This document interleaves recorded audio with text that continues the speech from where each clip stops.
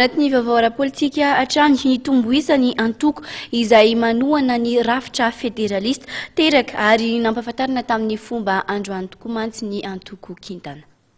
Taberarandriamanatsoa ny voafidy hitarika ny antoko Kitana taorian'ny zakabe izay tanterahany solotena avy amin'ny faritra 12 teto amin'ny Louvre-Taninarenina.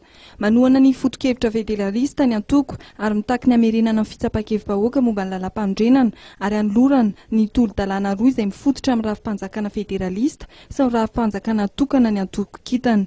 No marian'ity antoko ity ihany koa fa tsy tokony hisy ny fifidianana raha tsy tanteraka io fifidianana momba ny lalam-pandrenana io sy ny fampihavana pirenena izay tarihan'ny FFKM.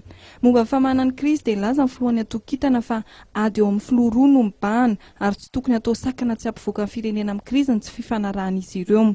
Mikasika izay ho kandida amin'ny fifidianana filoham-pirenena dia toy izao ny toeran'ny antoko Kitana. Ny Kitana dia anisan'ny mouvance zafanibero satria miklef ao.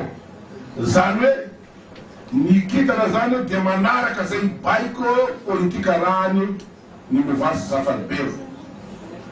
Sy miala tao izy ary manohana zany mouvance zany. Dikan'izany izay direktiva ataon'ny président zafana no raha ny Kitana.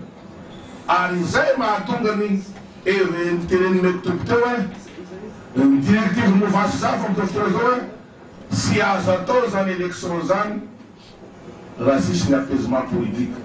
Anisan'ny apaisement politique ny référendum constitutionnel satria ny fanjakany zay tanity androany natoko taloha nanao référendum constitution donc unilatéral be dia be ny gasy sy ny karakarany io aloha ino mahatonga an'izay satria ny politika anan'ny président zafa dia apisy Madagascar nation anankiray ka ilalam-pandrenasika io zany sy mampisy nation anankiray. Araka ny fanazavana nentin'Andriamatoa Taberarandriamanatsoa dia toy amin'ny fivoriana izay notanterahana amin'ny 7 sy 29 septambra lasa teo teny amin'ny espace Mangote ny zakabe izay nataon'ny faritra 12 androany ary nanapahana ny fametrahana ny antoko Kitana izay tarihan'Andriamatoa Taberarandriamanatsoa.